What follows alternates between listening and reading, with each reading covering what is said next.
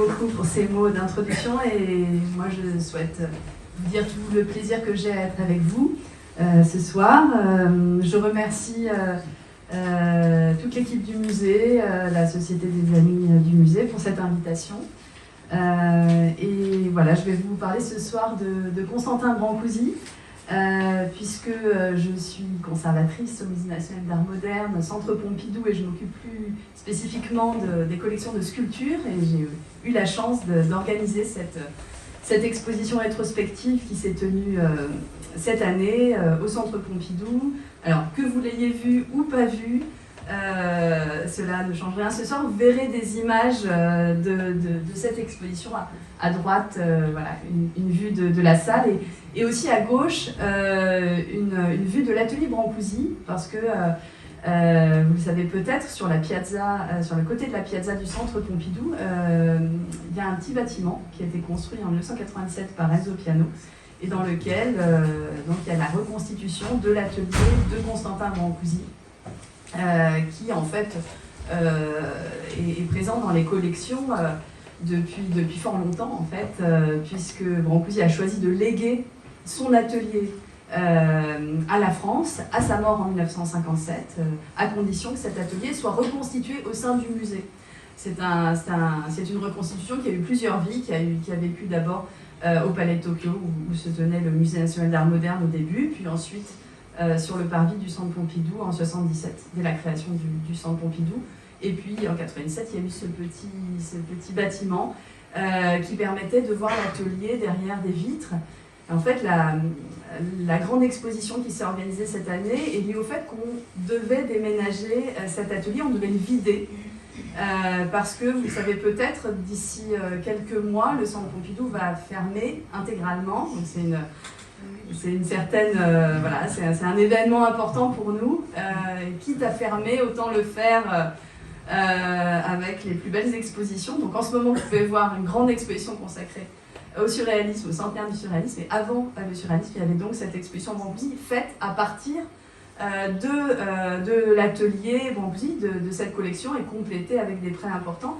C'était un événement particulièrement rare, parce qu'en tout et pour tout, il y avait 2 expositions Brancusi en France, une en 1995 et celle-ci donc en 2024. Si je parle autant de l'atelier, c'est parce que cet atelier il est mythique en quelque sorte, et je vais en parler à plusieurs reprises dans ma conférence ce soir. L'atelier de Brancusi, qui avait une place centrale dans l'exposition, est un lieu qui a une importance vraiment majeure dans la vie de Brancusi. Effectivement, Brancusi, il y a exactement 120 ans, il faut imaginer qu'il était un tout jeune artiste, donc en 1904, formé en Roumanie. Il a traversé l'Europe en grande partie à pied, et il a fait le choix de venir s'installer à Paris. Il a d'abord plusieurs ateliers qui vont varier, mais c'est vraiment dans l'impasse Ronsin. Vous avez aussi ici une photographie prise donc dans l'impasse Ronsin, dans le 15e arrondissement à Paris, qu'il va s'installer et agrandir petit à petit cet atelier. Cette impasse, elle est célèbre parce qu'en fait, ça n'est pas juste l'atelier de Brancusi, c'est un ensemble d'une trentaine d'ateliers d'artistes, et dans les années 50, vous voyez, c'était entre la rue de Sèvres, la rue de Vaugirard, boulevard Pasteur, boulevard du Montparnasse. Vous voyez, on était dans un quartier très animé, animé avec beaucoup d'artistes. Et dans l'impasse Ronsin dans les années 50, alors vous ne voyez pas très bien les noms, mais il faut me croire, il y avait aussi bien les Lalanne, il y avait Max Ernst, il y avait Eva Epli et Jean Tinguely. Donc c'était un endroit qui était avec différentes générations d'artistes, un endroit extrêmement dynamique en termes de création. Malheureusement, cette impasse, elle n'existe plus aujourd'hui, puisque dès les années 70, l'hôpital Necker, qui possédait en fait ce terrain, s'est agrandi, et donc les ateliers ont tous été rasés. Donc malheureusement, voilà, on n'en conserve que des images et des témoignages. Les témoignages sont nombreux. Alors les images, elles sont souvent faites par Brancusi, comme celle-ci, hein, qui montre l'intérieur de son atelier. Et cette citation de Man Ray, qui est grand photographe américain, grand ami de Brancusi, qui raconte « Quand pour la première fois je vis le sculpteur Brancusi dans son atelier, Je fus plus impressionnée que par n'importe quelle cathédrale. J'étais sidérée par la blancheur et la clarté de la pièce. Entrer dans l'atelier de Brancusi, c'était pénétrer dans un autre monde. Il y a vraiment quelque chose, voilà, d'un sentiment de sublime, vraiment d'une sorte de temple de l'art que décrivent beaucoup de contemporains, de proches de Brancusi. Et c'est la raison pour laquelle, dans l'exposition, là vous avez la première salle, même si l'atelier n'existe plus, on voulait évoquer ce sentiment d'éblouissement et cette importance de la blancheur. La monochromie, elle est vraiment l'une des caractéristiques finalement de cet atelier. Vous avez ici les grands coqs en plâtre qui sont dressés comme il était dans l'atelier. Il faut imaginer que dans cet atelier, il y avait énormément de plâtre. Non pas que ce soit le matériau de prédilection de Brancusi, il utilisait le plâtre, mais d'autres matériaux, mais surtout quand il vendait une sculpture de son atelier, en général il vendait un bronze, un marbre ou un bois, c'est les matériaux bien sûr les plus nobles, il en tirait un exemplaire en plâtre pour conserver l'unité de l'ensemble de l'atelier, ce qui explique en fait l'importance des plâtres dans cet espace. Et je vous cite aussi une phrase, un court texte d'une amie de Brancusi, Margaret Anderson, une éditrice américaine, qui raconte, quand elle arrive à l'atelier, elle dit « Constantin Brancusi habite un atelier de pierre dans la place Roncin, donc ses cheveux et sa barbe sont blancs, sa longue blouse d'ouvrier est blanche, ses bancs de pierre et sa grande table ronde sont blancs, la poussière de sculpteur qui recouvre tout est blanche, son oiseau en marbre blanc est posé sur un haut piédestal contre les fenêtres, un grand magnolia blanc est toujours visible sur la table blanche.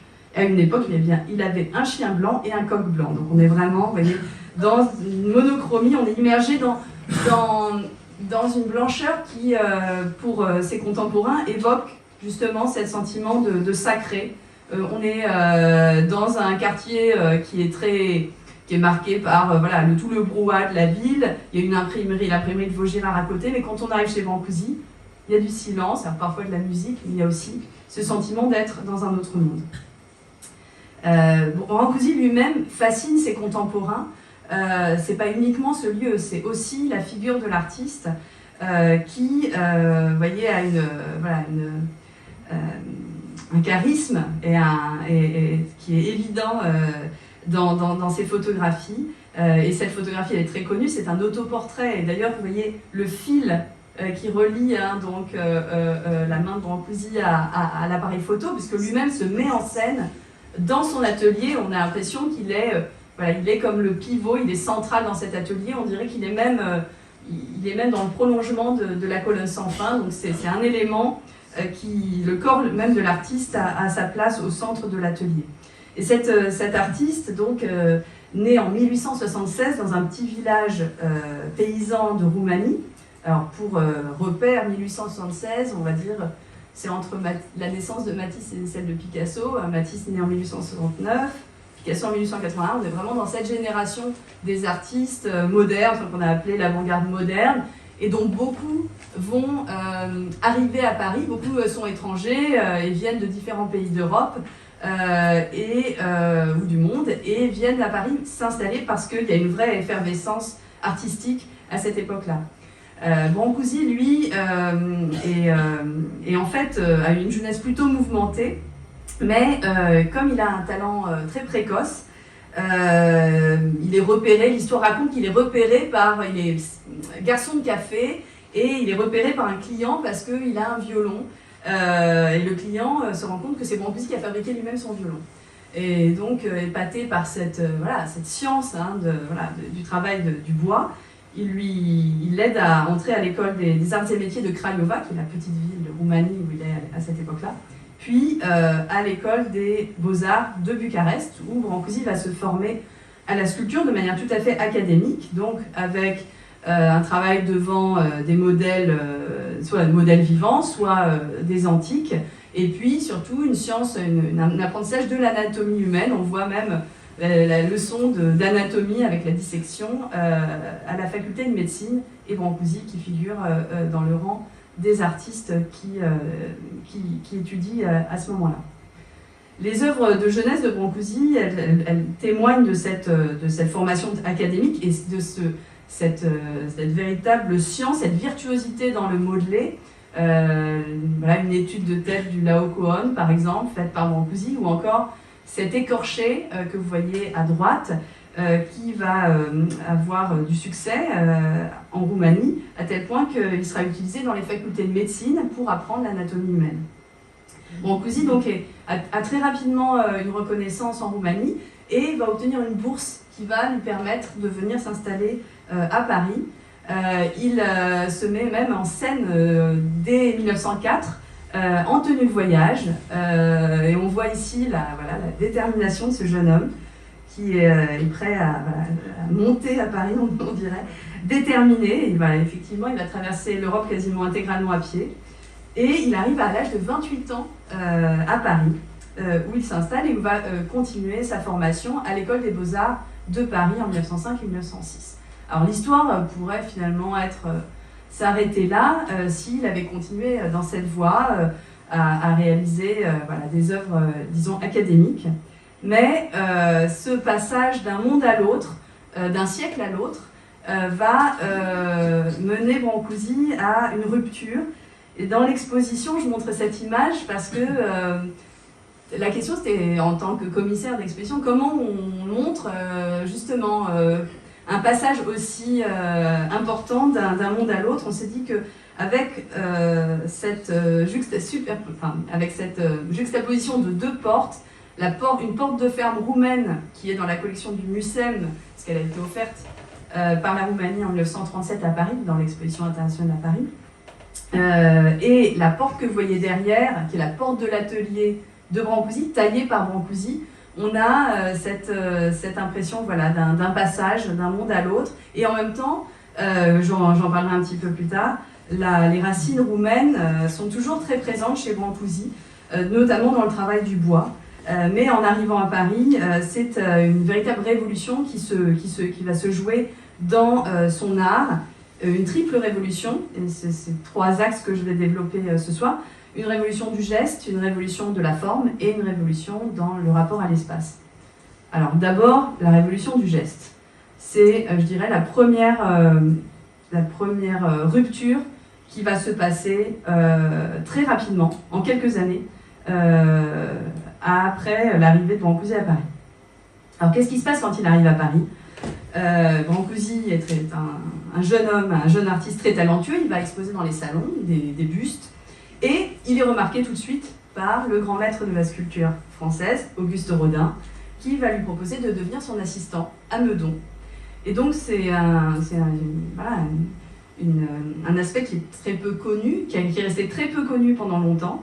Mais on sait maintenant que Brancusi est passé à travailler pour Rodin quelques mois au début de l'année 1907. Et on voit ici dans la juxtaposition, vous voyez à gauche le sommeil d'Auguste Rodin, et à droite le sommeil de Brancusi, la version du sommeil de Brancusi. On voit à quel point Brancusi s'est inspiré du maître, avec cette esthétique du fragment, ce jeu sur la tête qui émerge, une tête de femme lisse qui émerge d'un bloc de marbre brut, avec ce côté non finito, ce contraste entre la douceur et l'aspect lisse de la peau, du visage de cette femme, et le bloc et la puissance du bloc de pierre d'où elle semble émerger. Et même dans cette tête, vous voyez déjà l'inspiration de la célèbre Muse endormie de Brancusi.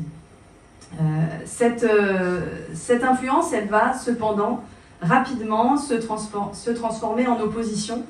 Et dès 1907, donc même avant le sommeil, Brancusi va sculpter une œuvre qui est clé dans son parcours, qui est le baiser.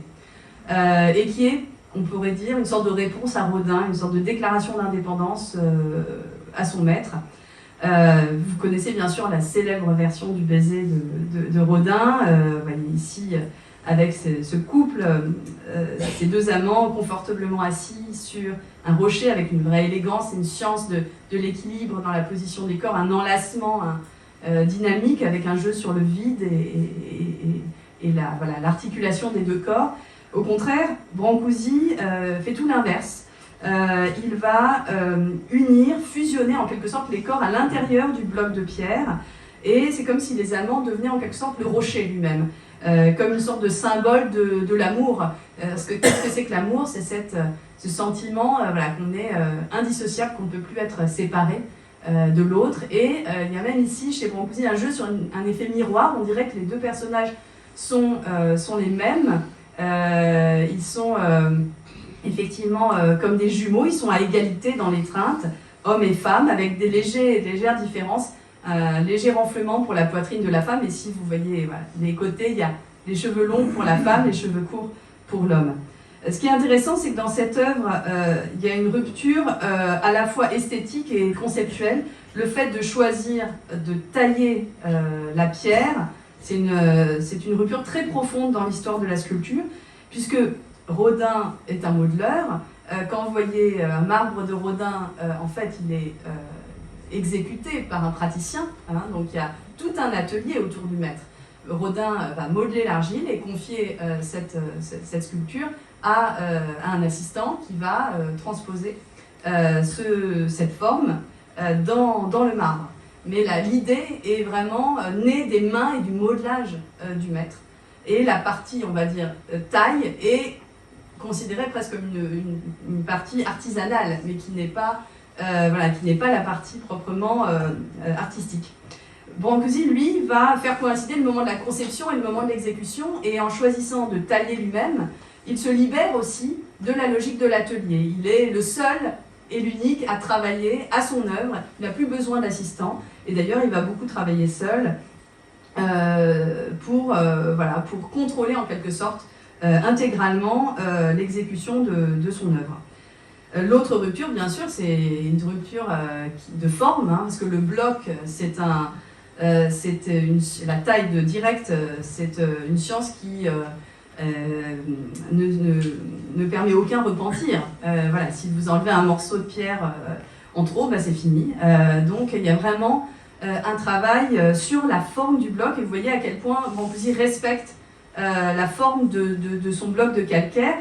On peut aussi imaginer qu'il y a des raisons économiques au fait de choisir la taille de la pierre. Hein. D'ailleurs, ce premier baiser, c'est pas du marbre, c'est un bloc une sorte de calcaire. Donc il y a aussi le fait que Brancusi est un jeune artiste, il n'a pas encore beaucoup de moyens, il choisit de se tourner vers un matériau qui est moins onéreux et qui peut plus facilement travailler. Ce qui est intéressant, c'est que Brancusi, dans l'histoire de la sculpture, il n'est pas seul à choisir la taille directe. Et en fait, c'est toute une génération d'artistes. Et là, je montre Derain, par exemple, qui est plus connu pour ses peintures, mais qui va réaliser quelques sculptures dans les mêmes années, 1907 à Paris. Donc on est dans les cercles cubistes. 1907, c'est aussi la date de la création des Demoiselles d'Avignon. Donc on est vraiment au moment de la naissance du cubisme, un moment justement où les artistes ont cherché à s'affranchir de la représentation illusionniste, des formes telles qu'on les voit, telles que Rodin les mettait magnifiquement en forme, pour aller à l'essentiel. Et vous voyez, chez Brancusi, comme chez Derain, il y a cette idée de la forme synthétique, géométrisée, simplifiée, stylisée, pour évoquer des personnages, alors soit un personnage replié sur lui-même, soit des personnages enlacés. Quoi qu'il en soit, l'idée prévaut sur le réalisme. Et pour cette raison, ces artistes, en fait, cherchent à puiser à des sources archaïques. Et d'ailleurs, je vous montre ici deux versions du baiser qui sont très différentes, qui datent à la fois d'époques et de lieux différents. Le baiser d'Osuna, qui est une œuvre de ce qu'on appelle l'art ibérique, donc c'est l'Espagne du IIIe siècle avant Jésus-Christ, hein, l'âge du fer, une œuvre qui date de l'Antiquité, et un couple d'amoureuses, une sculpture romane qu'on peut voir en Charente-Maritime, dans l'église Saint-Pierre-d'Aulnay. Le thème du baiser, évidemment, il préexiste bien à Rodin, mais c'est intéressant de voir que Brancusi, en taillant la pierre, va retrouver en quelque sorte un vocabulaire archaïque qu'on trouve dans des œuvres à la fois préclassiques, antiques, ou dans des œuvres médiévales comme dans la sculpture romane. cette image du baiser, elle va être aussi très importante. C'est pour ça que j'y accorde, voilà, je la développe un peu plus. Parce que Brancusi ne va en fait pas cesser de reprendre cette image, de la décliner, de la simplifier, de la géométriser. Et l'une des versions les plus grandes date de 1909, au cimetière de Montparnasse. Brancusi va utiliser cette version du baiser, vous voyez, cette fois-ci en pied, avec ces deux pieds enlacés, pour orner la tombe d'une jeune étudiante qui s'était suicidée par amour pour un médecin roumain, ami de Brancusi. Donc c'est une sculpture qui est toujours sur cette tombe et qui prend ici la forme de la colonne. Il faut imaginer l'audace de mettre une sculpture de ce type dès 1910 dans l'espace public, au milieu des monuments funéraires fin de siècle. Donc c'est une œuvre aussi qui suscite évidemment des réactions, puisqu'elle rompt avec tous les codes de la représentation qui prévalaient jusque-là dans la sculpture. Alors l'un des modèles qu'on peut citer pour cette rupture, c'est sans doute Gauguin, que Brancusi a pu voir, dont Brancusi a pu voir des sculptures au Salon d'automne de 1906. Et c'est la raison pour laquelle on peut rapprocher par exemple une sculpture de Brancusi des mêmes années, La sagesse de la terre, qui est donc une taille directe, une très belle pierre, d'une œuvre comme Oviri, qui est une sorte de divinité tahitienne, un peu inquiétante, avec ses yeux globuleux. C'est une femme nue qui se tient sur cet animal qui est une sorte de loup, chien menaçant. Ce qui est intéressant, c'est que la position est assez proche. Même la manière de traiter le corps par volume très simplifié se rappelle Gauguin et montre que Brancusi cherche à une sorte de retour à un art primitif, un art qui s'est affranchi de toute la leçon académique et de siècles de sculpture en Europe pour chercher à renouveler les formes. Excusez-moi, je reste sur Gauguin. Parce qu'en fait, la difficulté qu'on a quand on cherche à comprendre comment Brancusi, en quelques années, a rompu avec tout un héritage de la sculpture, c'est que lui-même n'a jamais revendiqué de source d'inspiration directe. Au contraire, comme beaucoup d'artistes d'ailleurs, il disait lui-même « Je ne suis ni surréaliste, ni cubiste, ni baroque, ni rien de semblable. Moi, avec mon art nouveau, je viens de quelque part de très ancien. » C'est la seule clé qu'il donnait pour expliquer son travail.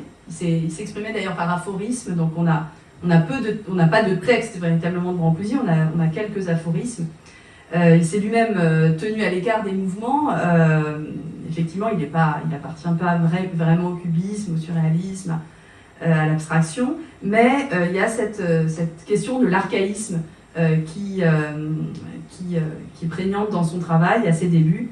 Qui correspond en fait au choix de tailler le matériau, alors soit tailler la pierre, soit, et Gauguin l'a fait aussi à l'époque, soit tailler le bois. Je vous montre ici des meubles, des éléments de mobilier et des sculptures que Brancusi a créées en bois. En fait, Brancusi a créé tout le mobilier lui-même de son atelier, donc vous avez le fauteuil, tabouret du téléphone, des formes qui finalement évoquent celles de ces sculptures et qui fait écho à la tradition artisanale de sa région natale, en Roumanie, où le travail du bois est si important. Cette porte de fer roumaine tout en bois, bien sûr, montre que Brancusi puise dans cette tradition ancestrale de l'art roumain. Et ce qui est intéressant, c'est que pour Brancusi, il n'y a pas vraiment de séparation entre son mobilier et ses sculptures. Même, vous voyez, une coupe, un vase, qui sont en fait des sculptures qui évoquent des formes d'objets utilitaires, mais qui sont des formes pleines, donc une coupe dans laquelle on ne peut pas boire, un vase dans lequel on ne peut rien mettre. Et il y a un jeu chez Brancusi sur cette continuité entre les formes des objets ou du mobilier de la vie courante et les formes de sa sculpture. Le travail du bois se décline aussi dans certaines œuvres, on va dire, figuratives, comme le premier pas, que vous voyez en photographie au centre de l'image, exposée à New York. C'est la première exposition personnelle de Brancusi, donc d'abord aux États-Unis, où il va être reconnu. Et à côté, vous avez la comparaison avec une statuette du Mali, qui montre l'inspiration très forte de Brancusi, inspirée par l'art africain. Et vous voyez ce qui reste aujourd'hui de cette sculpture, puisque Brancusi a fait le choix de la démanteler. Sans doute est-ce lié au fait que l'influence africaine était peut-être trop prégnante, trop visible. Quoi qu'il en soit, Brancusi a régulièrement démantelé, transformé ses sculptures. Ici, il lui a coupé la tête, il n'a conservé que cette tête qui est devenue une tête d'enfant posée sur un tabouret, qui ici fait office de socle et qui montre une opposition entre un bois très poli pour cette tête et un socle lui-même très taillé de manière un peu brute. La question de la taille, elle est, je le disais, elle est centrale dans cette rupture.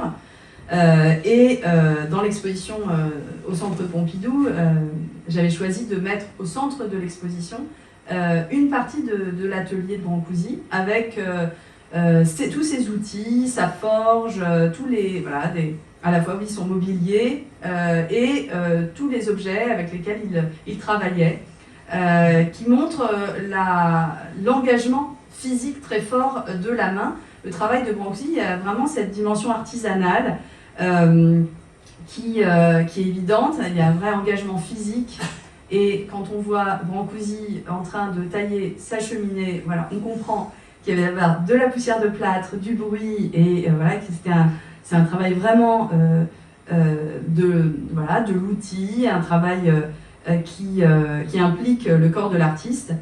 Brancusi d'ailleurs fabrique souvent lui-même ses outils, il les adapte vraiment pour ses besoins. Il a un système de poulies pour pouvoir travailler seul, et même si, alors quand les pièces sont très très lourdes, il fait appel à des assistants, mais la plupart du temps on le voit travailler seul, et il se met en scène en train de tailler.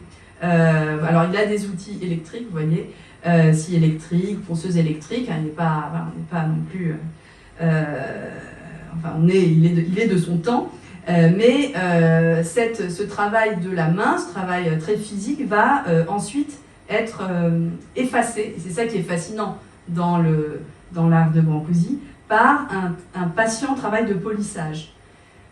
Donc d'abord la taille, puis ensuite le polissage, qui permet d'arriver à des sculptures extrêmement lisses, où la trace de l'outil et la trace de la main ont totalement disparu. Et c'est sans doute ce qui fait la magie de l'art de Brancusi, c'est cette tension entre un travail extrêmement patient de la main et son effacement pour obtenir une forme qui se veut justement polie comme un galet qui aurait été roulé sur la plage. Il y a quelque chose d'une forme qui serait née d'elle-même, une forme d'évidence, avec par exemple cette célèbre muse endormie qui date de 1910. Les muses sont nées d'abord en marbre, c'est la première étape, c'est toujours une taille soit de la pierre, soit du bois. Et puis Brancusi va ensuite évidemment mouler sa sculpture et la faire fondre en bronze. Mais on a retrouvé des factures à des fondeurs. Il demande uniquement la fonte, il récupère le bronze brut et il le polit lui-même. Donc chaque bronze est unique, repris par Brancusi patiemment pour obtenir ce polymiroir qui est assez extraordinaire. Et je ne sais pas, pour ceux qui ont vu l'exposition, vous avez pu vous approcher des œuvres, mais vous aurez d'autres occasions, bien sûr, par la suite, si ce n'était pas le cas. Ce qui est étonnant, c'est qu'on se voit dedans, en fait. Donc il y a vraiment un jeu sur une forme qui est à la fois parfaite, géométrique, elle a l'air comme ça, close sur elle-même. L'image du sommeil, c'est l'image d'une forme abstraite. On est dans le monde des rêves avec cette muse endormie. et en même temps, par l'éclat du matériau, du métal poli, la forme s'ouvre à l'espace, s'ouvre et est changeante. Quand vous tournez autour, les reflets sont différents et se déforment et déforment l'espace qu'ils reflètent. Donc ce sont des œuvres qui vraiment naissent d'une rupture dans la manière même de fabriquer et de faire de la sculpture. Ce n'est pas qu'une rupture technique, c'est bien sûr une révolution dans la forme. Je vous parlais de la forme simple, c'est bien sûr l'une des caractéristiques emblématiques du travail de Brancusi, c'est de chercher cette simplicité. Alors quand on regarde l'évolution de son travail, on peut voir ce passage en quelques années d'une figuration d'un style naturaliste relativement académique, tout à fait sensible dans cette tête d'enfant de 1906 qui est à Bucarest. La plupart des œuvres de jeunesse sont encore en Roumanie. On voit comment Brancusi va petit à petit simplifier la forme par le travail de la taille de la pierre, fragmenter la tête. Vous voyez, il y a l'idée de la sublimation, c'est-à-dire c'est pas un acte violent chez Brancusi, c'est l'idée de séparer la tête du corps, c'est-à-dire d'être plutôt dans le domaine de l'esprit, dans le domaine du rêve, du sommeil, et donc se détacher de la matière, de se détacher des contingences, jusqu'à effacer petit à petit les traits de son personnage, jusqu'à une forme extrêmement stylisée, avec les têtes d'enfants endormis ou le nouveau-né, dans lequel il y a juste une bouche grande ouverte pour symboliser le premier cri, et puis une arête tout simplement qui figure le nez. Dans cette image, il y a à la fois l'image du nouveau-né, du bébé en train de crier, et c'est aussi le symbole de la naissance de la sculpture qui arrive, et une nouvelle forme de sculpture. Et c'est intéressant parce que Brancusi, en quelques années, passe du principe du portrait au symbole. Cette forme simple, elle symbolise aussi la naissance, parce que c'est une forme de cellule, c'est la forme d'un œuf. On a beaucoup parlé des œufs, de la forme de l'œuf chez Brancusi. Lui-même ne parlait pas trop de ça, mais en fait cette forme élémentaire qui a l'air de contenir toutes les possibilités, c'est la forme de l'œuf, c'est la forme de la cellule, c'est la forme de la tête. Finalement, on peut y voir ce qu'on veut, mais il y a l'idée de revenir à quelque chose de tout à fait élémentaire pour symboliser le début de quelque chose. Cette idée de la forme pure, bien sûr, elle pose la question de la ressemblance. Et ce qui est étonnant, c'est que, je vous le disais, qu'il passe du portrait pour arriver au symbole. Finalement, Brancusi a continué à faire des portraits. Vous avez ici une vue de l'exposition avec une série de portraits de femmes. Brancusi ne va pas délaisser la figure, il ne va pas délaisser la figuration, et il ne va jamais vouloir être abstrait. Il va simplement essayer d'exprimer le monde et les êtres autrement, avec des formes beaucoup plus simples, élémentaires. Et si on s'approche un petit peu, vous avez ici plusieurs versions d'une série qui est donc un portrait de Mademoiselle Pogani, qui est une jeune hongroise qui vient étudier à Paris qui vient à Paris à étudier la peinture. Et Brancusi lui disait « Il me suffit de vous regarder vivre pour m'en souvenir. Baissez vos paupières, laissez-les se reposer sur vos yeux fermés. C'est assez pour m'inspirer. » Et donc on a cette image, en quelque sorte,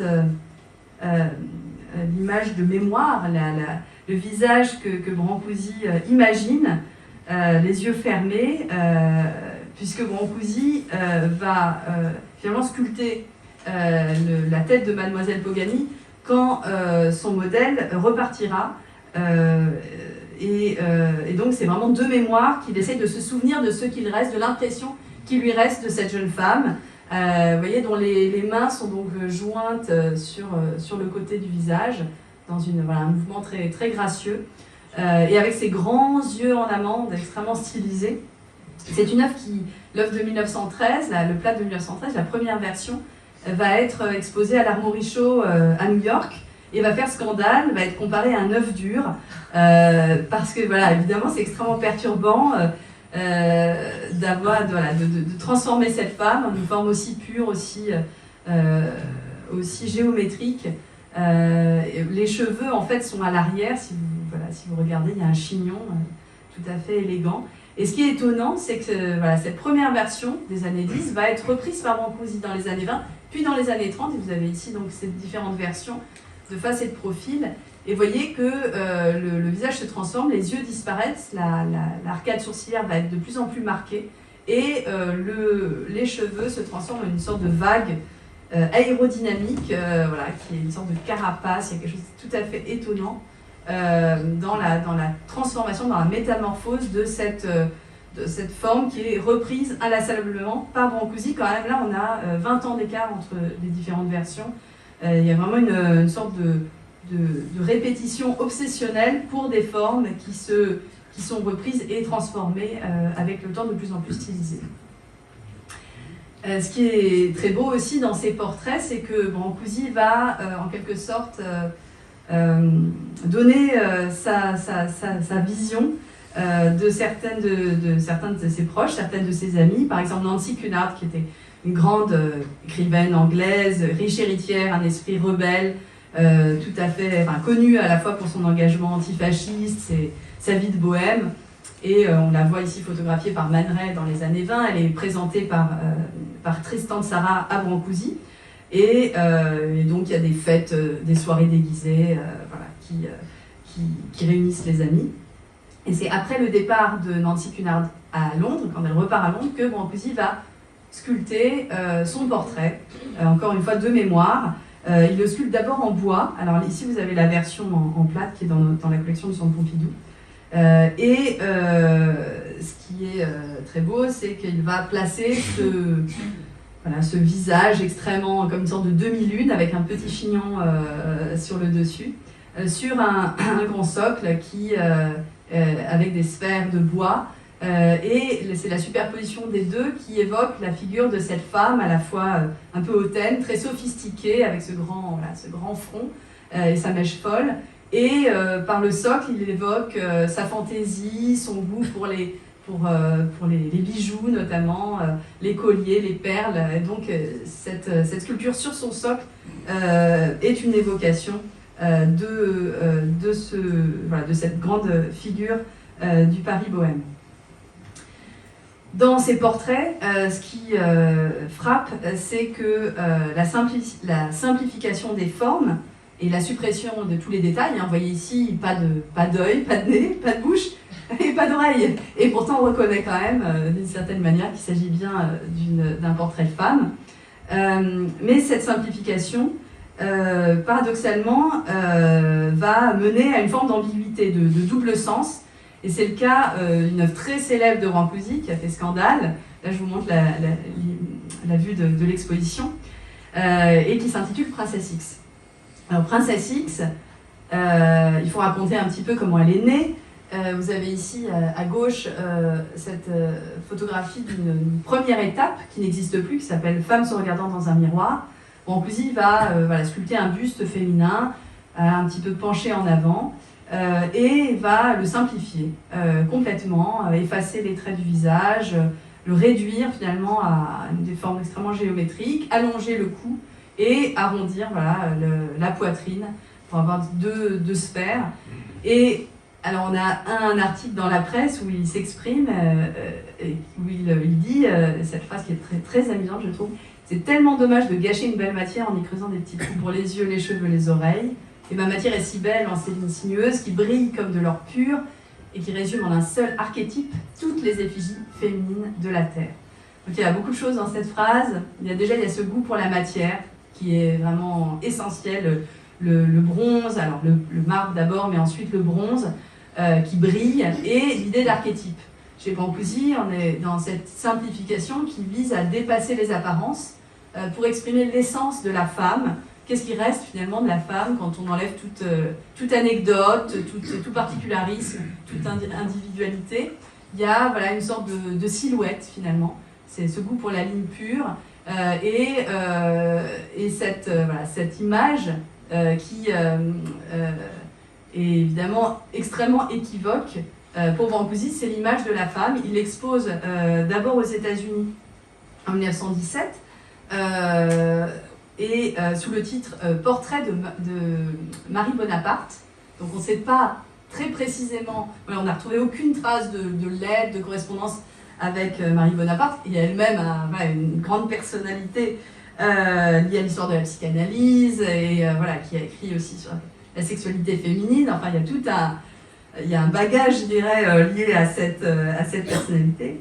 Ce qui est intéressant, c'est qu'en 1920, quand Brancusi va l'exposer au Salon des Indépendants, cette œuvre va évidemment susciter des réactions extrêmement violentes, à tel point que sur ordre du préfet de police, elle est retirée avant même le vernissage, parce qu'elle a décrite comme un phallus, un sexe masculin dressé. Donc absolument une lecture que Brancusi dit ne pas pouvoir. Il dit mais voilà, si vous voyez ça, c'est votre problème, mais moi j'ai pas fait ça.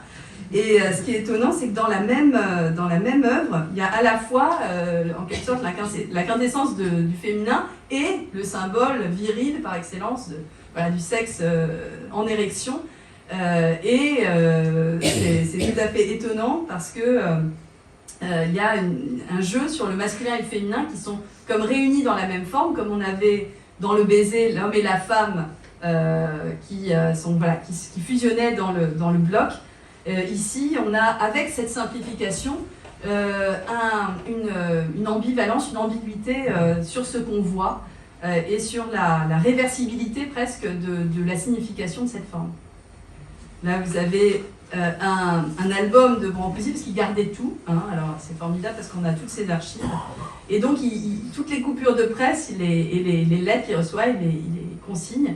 Et donc on a l'album avec le scandale du retrait de Princesse X au Salon des Indépendants, les amis qui prennent position pour défendre l'œuvre et les accusations d'obscénité qui sont portées contre Brancusi.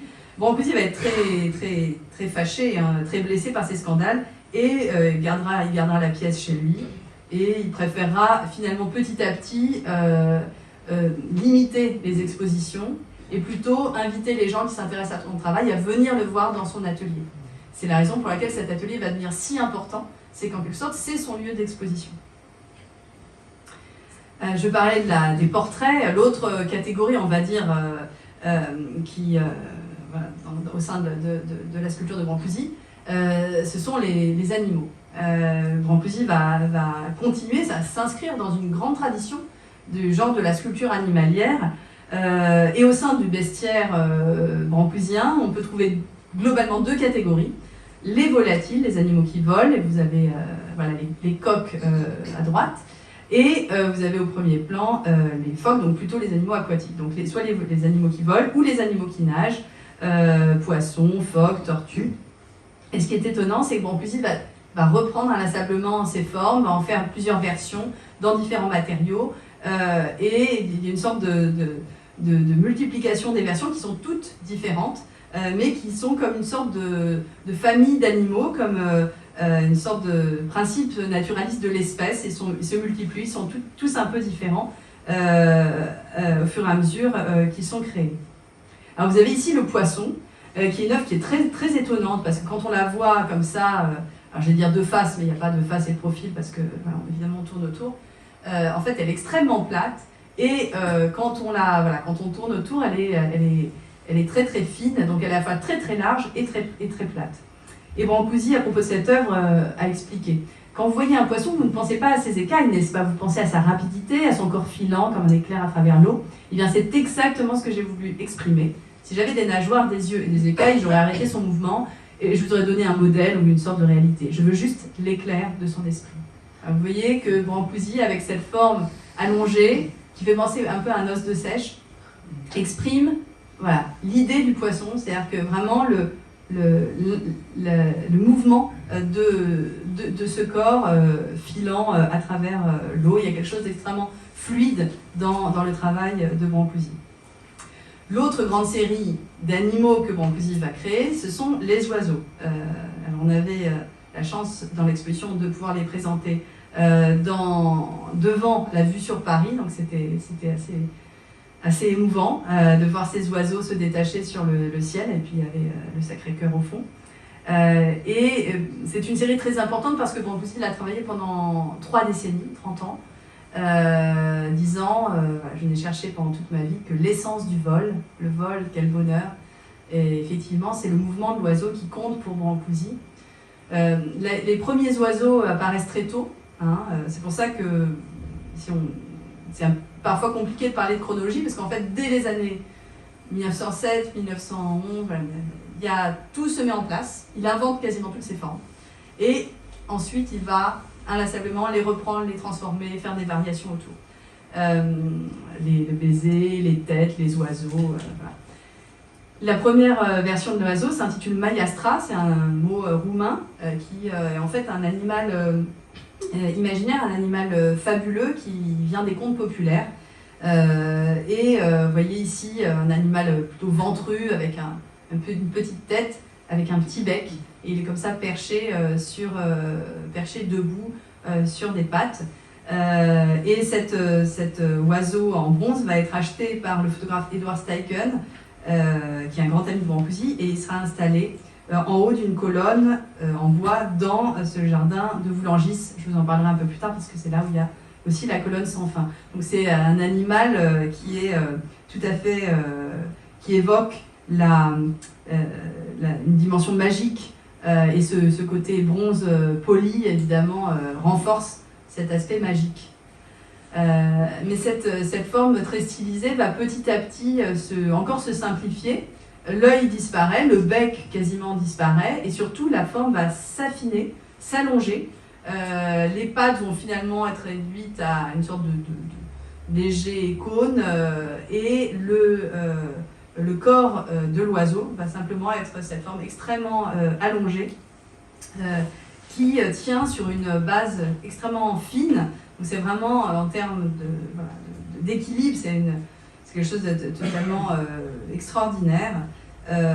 Et ces sculptures qui reposent vraiment sur quelques centimètres carrés de matière, qui font presque 2 mètres de haut, sont pour Brancusi, c'est pas qu'un défi technique, hein, c'est pour Brancusi une manière d'évoquer le mouvement, l'envol. Et pour Brancusi, ce mouvement a bien sûr une signification spirituelle. Brancusi était, on peut dire, quelqu'un qui avait une pensée mystique, un rapport aux choses, qui était lié à une forme de croyance dans l'invisible, dans des forces qui dépassent l'humain. Et dans sa série des oiseaux, il cherche à évoquer justement cette volonté de transcendance, cette volonté de dépassement, de tendre vers le ciel et se détacher de la condition terrestre. Cet oiseau, il est très important aussi dans l'histoire de la sculpture, parce qu'il y a un événement clé dans la vie de Brancusi dans les années 20, qui est un procès. Vous connaissez peut-être, vous avez peut-être entendu parler de ce procès. C'est aussi une œuvre qui va faire polémique. En 1926, Brancusi organise une exposition à New York. En fait, c'est son grand ami Marcel Duchamp qui est présent à New York et qui reçoit les sculptures, parce que Duchamp en fait travaillait en quelque sorte comme agent, comme marchand pour Brancusi aux États-Unis. Et parmi les œuvres, il y a un oiseau en bronze, donc qui ressemble, c'est pas exactement celui-là, mais qui ressemble globalement à ce que vous voyez à droite. Ça, c'est la dernière version de l'oiseau devant le fond rouge. Et cet oiseau est donc dans sa caisse. Les douaniers américains ouvrent la caisse, voient un morceau de métal et pensent que Brancusi essaye de faire passer du métal pour une œuvre d'art pour ne pas payer la taxe d'importation, qui est de 40% pour tout ce qui entre sur le territoire américain à l'époque. Et devant le titre « Oiseau dans l'espace », évidemment, les douaniers américains sont extrêmement circonspects. Et Brancusi doit défendre sa sculpture, doit expliquer en quoi ses œuvres sont de l'art, en quoi ce morceau de métal poli est un oiseau. Et c'est un procès qui est passionnant. Il a fait l'objet de beaucoup de livres, et même il y a un livre qui reproduit les minutes du procès, tous les débats sur qu'est-ce que c'est finalement qu'une sculpture, comment définir ce que c'est qu'une œuvre d'art. Et donc c'est passionnant parce que ça pose aussi la question du rapport de l'art moderne à l'abstraction. Et c'est un procès qui acte la rupture profonde dans la définition de ce que c'est qu'une œuvre d'art. Et heureusement pour lui, Brancusi va gagner son procès en 1928, au bout de quand même presque 2 ans de polémique. Les juges américains vont trancher en sa faveur et le juge reconnaît qu'une école d'art dite moderne s'est développée, dont les tenants tentent de représenter des idées abstraites plutôt que d'imiter des objets naturels. Donc ce qui est intéressant aussi, c'est que ça montre bien que l'art de Brancusi en fait ouvre la voie à l'abstraction sans être lui-même abstrait. Et c'est non pas l'oiseau que Brancusi cherche à sculpter, mais l'idée de l'oiseau et le mouvement, le rapport de l'oiseau à l'espace pour suggérer son envol. Ce qui m'amène à cette 3e rupture, est-ce que ça marche? Ouais. Qui est une nouvelle conception à la fois de l'espace et du mouvement. Alors là, vous avez un extrait de ce film de Brancusi dans l'atelier avec Florence Meyer, de ses amis, dansant sur un socle. On dirait une performance contemporaine, et c'était dans les années 30. Et à côté, sur la droite, vous avez le portrait de la mère de Florence Meyer, Agnès Meyer, en marbre noir, sculpté par Brancusi. Donc un dialogue entre la sculpture et le corps en mouvement. Ce qui, je pense, fait que l'art de Brancusi est aussi puissant, c'est que ce que je vous décrivais comme une forme simple, une géométrie souvent très élémentaire, je parlais des formes d'œufs, de croix, de spirales, de pyramides, des formes très simples, géométriques, et va sans cesse être dynamisée par des jeux de superposition ou des effets de matière. Et on voit dans les photographies que Brancusi a prises à quel point le reflet est important.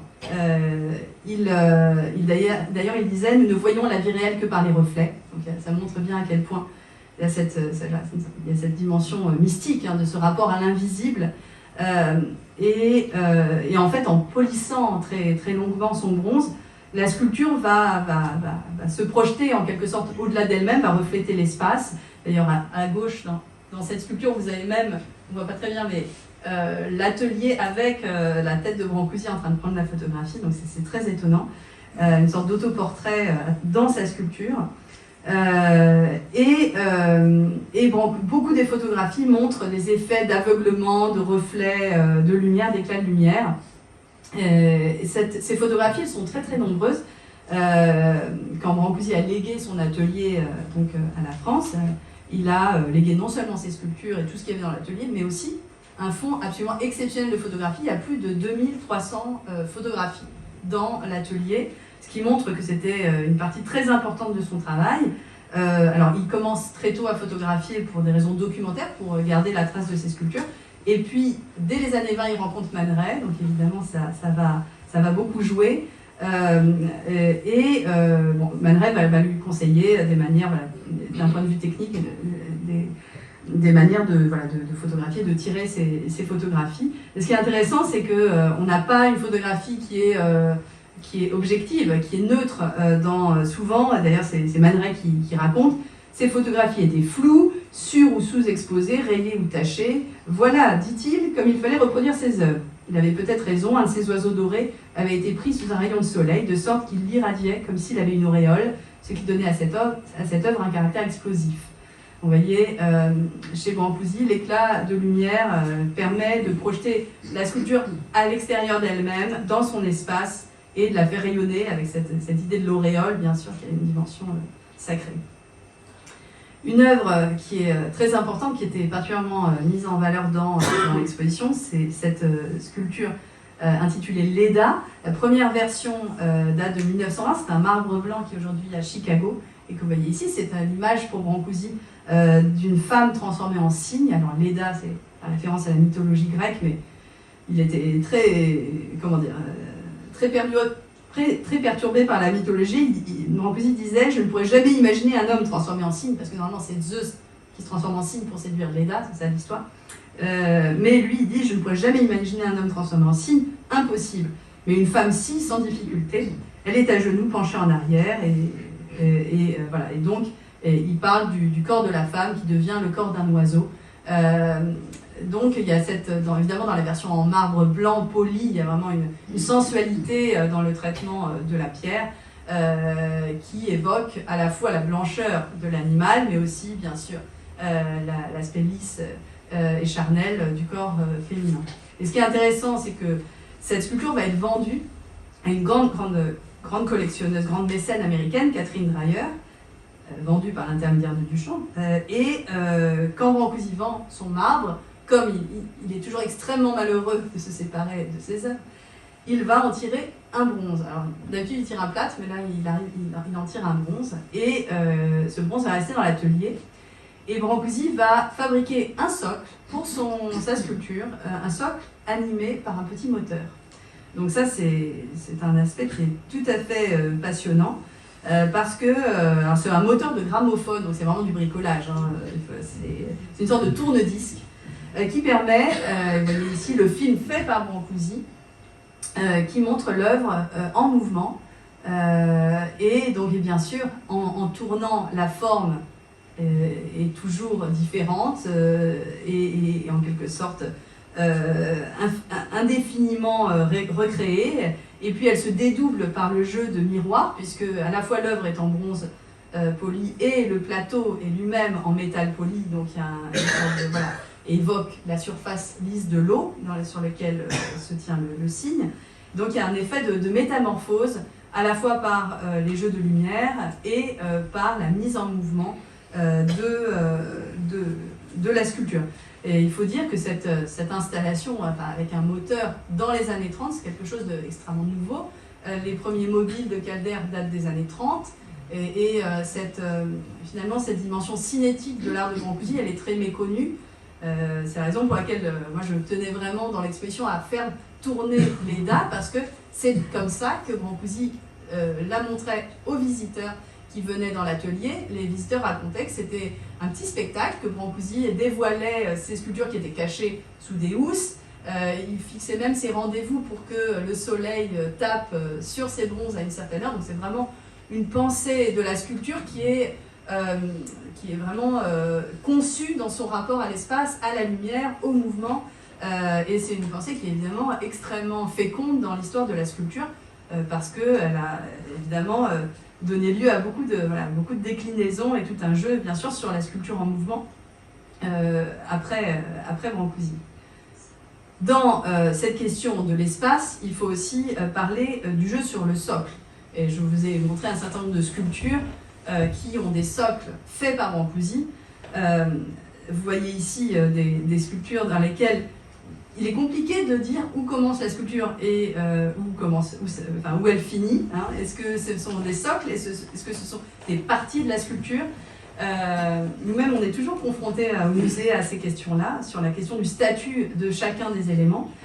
Quoi qu'il en soit, on voit bien que Brancusi joue sur la superposition de différents éléments, il joue sur les contrastes de matériaux, le bois avec la pierre, le bronze avec le bois, sur la tension entre l'aspect très lisse, poli, souvent de la partie supérieure, et l'aspect brut. Parfois, on a vraiment des poutres de récupération, ou alors un tronc à peine dégrossi, comme pour la timidité, qui est une très très belle pièce.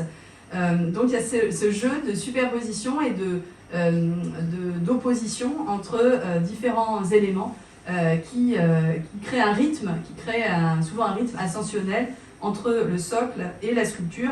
Mais est-ce qu'on peut vraiment parler de socle et de sculpture? Ce qui est intéressant, c'est que Brancusi, finalement, ne hiérarchise pas les différentes parties. Il accorde autant de soin, finalement, à ce qui est en haut, à ce qui est en bas ou ce qui est au-dessus.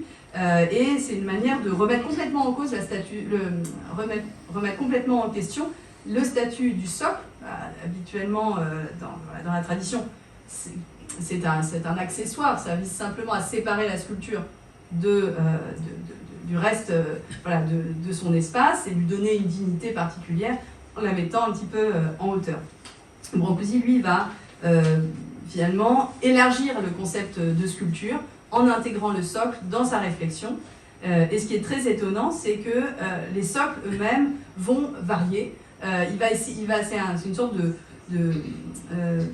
jeu dynamique, de conception dynamique. Par exemple, cette sculpture qui s'appelle La Sorcière, que vous voyez donc en 1916 à gauche, elle a un socle en forme de sablier. Puis après, dans les années 30, elle aura un autre socle avec marbre et bois. Puis ensuite, et ça c'est tout à fait extraordinaire, je pense que c'est assez unique dans le travail de Brancusi. Brancusi va poser sa sculpture qui s'appelle La Sorcière, qui est donc la partie, vous voyez, en bois lisse, sur une autre sculpture qui s'appelle Le Chien de Garde, qui est donc le morceau en bois brut, en chêne, qui est en dessous. Une sculpture qui existait dès les années 20, et donc Brancusi va superposer deux sculptures pour en créer une autre. Et c'est ainsi qu'elle est exposée au musée Guggenheim de New York. Donc c'est ce jeu sur les formes, ce jeu de réagencement, fait que c'est vraiment une conception dynamique de la sculpture et un nouveau rapport de l'œuvre à son socle. Parmi les socles les plus incroyables, je pense que Brancusi ait créé, il y a celui pour le Nouveau-né 2, qui date des années 20. C'est une tête, alors vous avez vu le plâtre tout à l'heure, cette tête de nouveau-né avec la bouche grande ouverte. Brancusi va en faire un exemplaire en bronze poli. Et vous voyez, ce socle est composé de 4 parties. D'abord, une pierre calcaire ronde, qui est la base, puis un morceau de chêne qui est troué, qui est un très beau morceau de bois poli, une croix en marbre blanc, un plateau en bronze poli, donc qui est le même matériau que la tête, donc où s'arrête la tête et où elle commence, on ne sait plus. Il y a une sorte de double reflet, puisque l'œuvre se reflète dans le plateau, et le plateau reflète la sculpture, dans un jeu de reflets infinis. Et il y a une sorte de rythme dynamique, et il y a un contraste de forme. Et ce qui est le plus extraordinaire, c'est cette cavité dans le bois qui a, alors vous ne voyez pas forcément très bien ici, mais il faut me croire, la cavité à peu près la même taille que la tête du nouveau-né, comme si le morceau de bois était la matrice d'où était né le ventre, on va dire, d'où était née cette tête. Donc il y a quelque chose de tout à fait extraordinaire dans la conception même de cette sculpture. Ce travail sur le socle va mener Brancusi à l'une de ses pièces les plus connues, une série de sculptures qui s'intitule Les colonnes sans fin. Et vous avez ici, alors à gauche, Brancusi qui est en train d'ériger la colonne sans fin à Voulangis, en Île-de-France, dans le jardin de son ami Edward Steichen, dans les années 20, et puis Brancusi est en train de trinquer avec Man Ray, une photographie prise par en dessous de la colonne sans fin. La colonne sans fin, elle naît en fait du travail de Brancusi sur le socle. D'ailleurs, vous avez vu souvent qu'un certain nombre de socles ou même de tabourets ont cette forme un peu en sablier. Et Brancusi va répéter ce module verticalement pour créer ce qu'il appelle la colonne sans fin. C'est une œuvre qui va être, qui va avoir une postérité incroyable dans l'histoire de l'art. C'est une œuvre qui est extrêmement radicale parce que c'est une œuvre conceptuelle en fait. D'ailleurs, quand Brancusi, pour faire rentrer sa colonne sans fin dans son atelier, il est obligé de la couper, mais ça reste la colonne sans fin. C'est-à-dire couper en deux la colonne sans fin, ça reste la colonne sans fin, donc 2 colonnes sans fin, puisque le principe c'est simplement la répétition d'un module, alors potentiellement à l'infini, vers le ciel. Et donc dans l'exposition, on avait réuni plusieurs colonnes sans fin, et d'ailleurs l'espace vide entre les colonnes sans fin a lui-même en quelque sorte la forme de la colonne. Brancusi avait une sorte de rêve de monumentalité, comme beaucoup de sculpteurs d'ailleurs, et donc il s'est rendu en 1926 à New York, il s'est rendu plusieurs fois aux États-Unis. Il était fasciné par la grande métropole, bien sûr, et il a dit à l'époque aux journalistes américains « Je voudrais faire ma colonne à Central Park. Elle serait plus haute que tous les autres bâtiments, 3 fois plus haute que votre obélisque de Washington, avec une base de dimension correspondante, 60 mètres au moins. Elle serait en métal, il y aurait des appartements dans chaque pyramide, des gens vivraient là, et tout en haut, au sommet, se trouverait mon oiseau, un gros oiseau perché au sommet de ma colonne sans fin. » Alors ce rêve, il n'a jamais réalisé. Mais quand on regarde l'architecture contemporaine, quand on regarde les gratte-ciel, aujourd'hui, beaucoup finalement sont assez proches par leur forme du travail de Brancusi. Et Brancusi, s'il n'a pas réussi à mener à bien ce projet aux États-Unis, il a quand même fait une colonne sans fin en Roumanie. Et c'est le seul projet monumental qui a pu voir aboutir. C'est une colonne sans fin qui est toujours en Roumanie, à Târgu, donc vraiment à côté de sa ville natale. Et elle est faite en fonte métallique et elle est haute de presque 30 mètres de haut, donc c'est une très très grande sculpture. Vous avez ici à la fois les photographies et le film fait par Brancusi qui montre voilà, le travelling, voilà, montée vers le ciel, du sol vers le ciel de cette colonne sans fin que Brancusi décrivait comme le socle du ciel, ce qui est très beau parce qu'il y a cette idée que la sculpture est simplement en dialogue, une sorte d'élément qui vient magnifier le ciel, sur lequel le ciel vient s'appuyer. Donc c'est vraiment un dialogue avec l'espace environnant. Et pour Brancusi, c'est un symbole de cette quête de transcendance, de dépassement, et cette idée d'un trait d'union entre la Terre et le cosmos. Dans cet ensemble monumental, alors Brancusi qui marche, on dirait une fin de film, c'est très cinématographique sur ce petit chemin.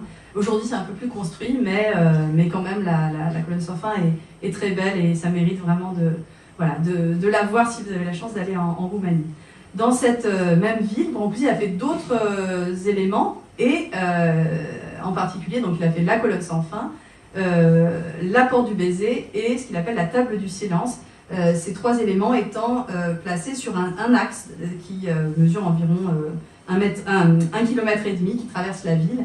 Et je m'arrête un peu plus sur le baiser, la porte du baiser, voilà, pour vous montrer comment Brancusi va reprendre l'image du baiser, des deux amants unis, enlacés, dans une sorte de frise qui surplombe donc, voilà, ces deux grands piliers. Et vous voyez, ces deux sphères en fait, sont en fait la simplification des deux yeux des personnages qui sont unis dans une sorte de cellule primordiale qui symbolise voilà, la naissance, l'amour pour Brancusi.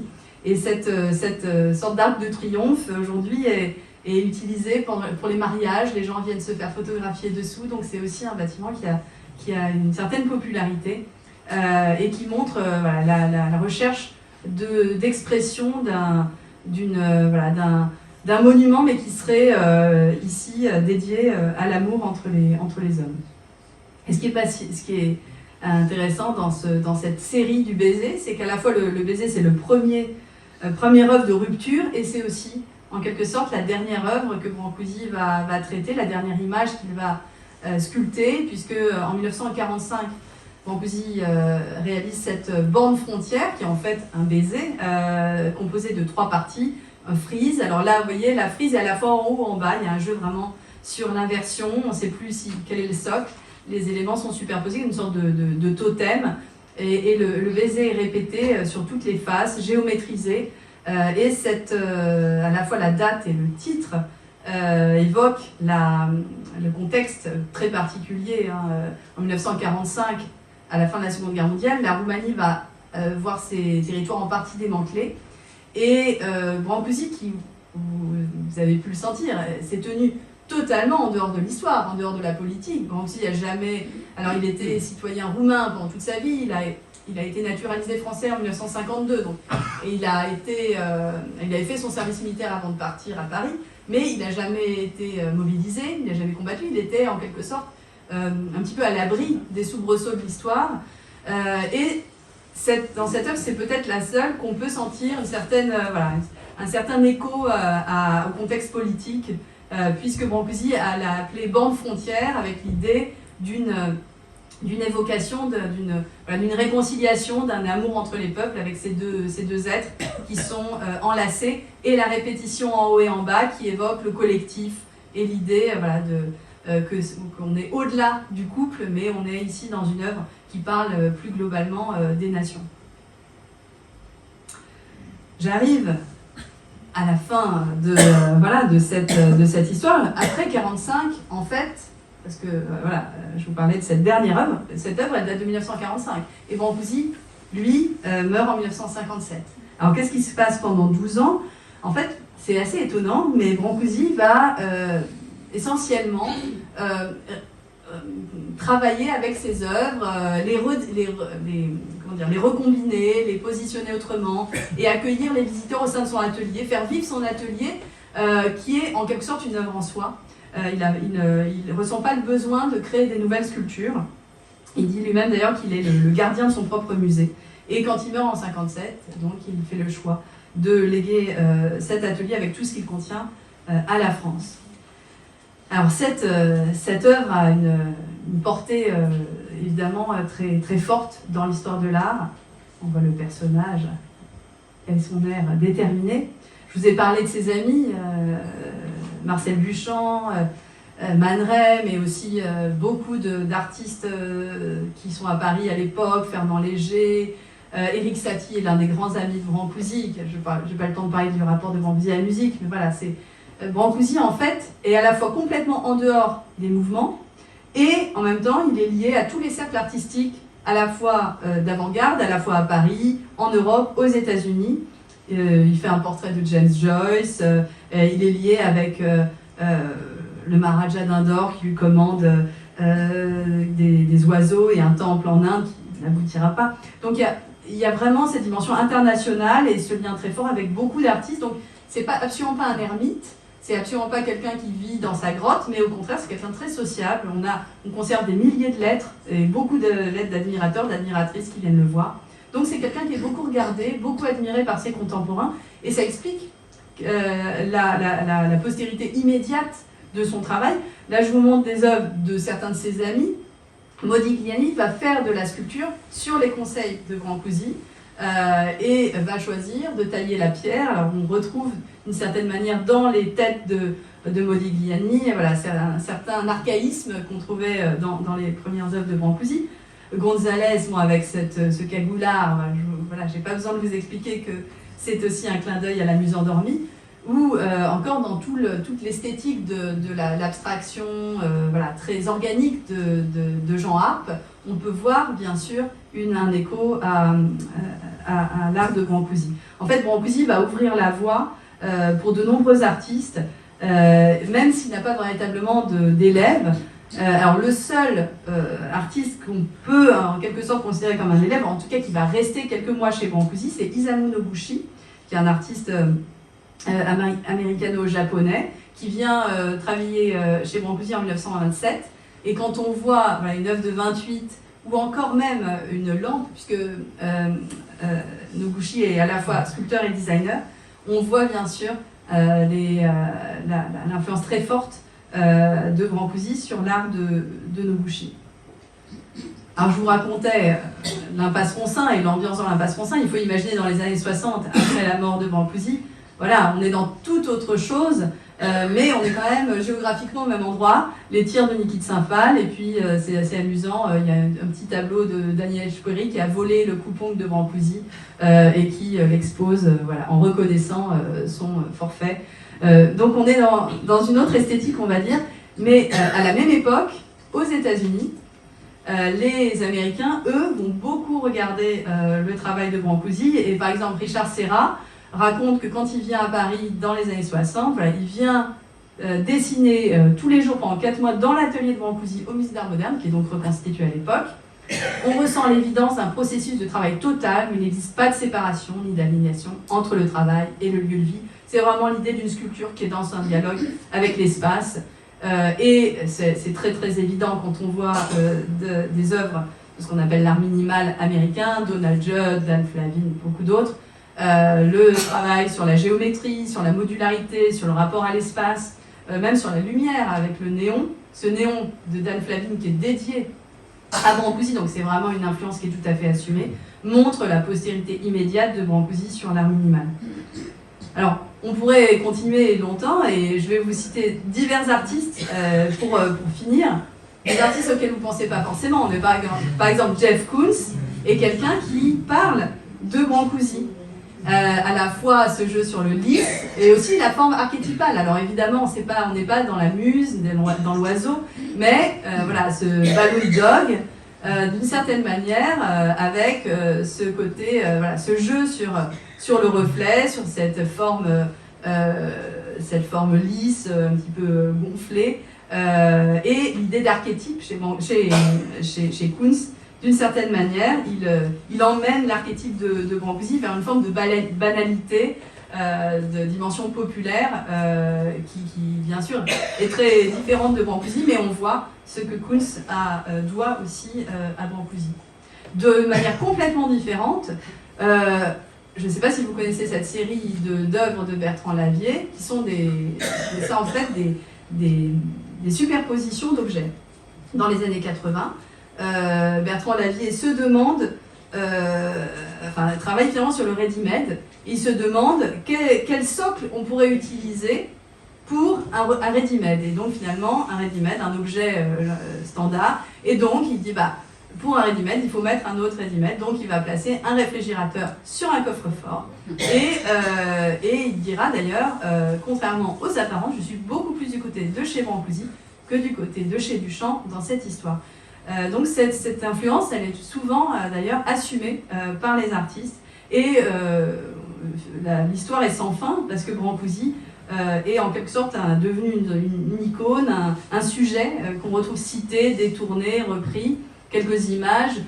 Pierre Huyghe, qui en ce moment bénéficie d'une belle rétrospective à Venise, avec ses aquariums dans lesquels il y a tout un microcosme minéral, animal, va faire une œuvre avec un moulage de la Muse endormie de Brancusi, qui est habitée par un Bernard l'Ermite, et donc la Muse se déplace dans un aquarium. Donc c'est quelque chose de tout à fait étonnant et qui montre la tension entre une forme de retour à un monde très élémentaire et la muse qui au contraire est peut-être ici le symbole de la culture dans ce qu'elle a de plus abouti, en tout cas dans sa lecture moderne. Un autoportrait d'Olivier Blancard en Constantin Brancusi avec, et ça me fait beaucoup rire, la Leda qui est en fait, vous voyez, un pot de chambre, donc il y a aussi un jeu sur cette figure qu'on va moquer aussi, qu'on va détourner, ou encore, et très récemment, le travail de Marie-Ange Guilleminot qui est venue tourner dans l'atelier Brancusi avant qu'on déménage, une très belle performance avec des objets qu'elle a elle-même créés et de la musique. Elle fait teinter des objets dans cet espace, en quelque sorte pour l'habiter, pour lui donner une nouvelle vie. Alors on voit bien que Brancusi est partout, qu'il a changé notre regard, il a en quelque sorte transformé les formes avec lesquelles on vit, des gratte-ciel aux œuvres, aux sculptures. Et dernier clin d'œil, parce que je trouve ça très amusant, des brosses à dents de Philippe Starck, dans lesquelles vous retrouvez sans doute l'écho des oiseaux de Brancusi. Et je dois dire qu'en visitant le musée, je suis passée devant la sculpture de Michel Hers, qui fait beaucoup penser à la muse de Brancusi. Donc je vous dis que maintenant, vous allez voir Brancusi absolument partout. Et comme le disait l'artiste lui-même en 1927, interrogé par un journaliste, l'art, mais il n'y a pas encore eu de l'art. L'art ne fait que commencer. Je vous remercie.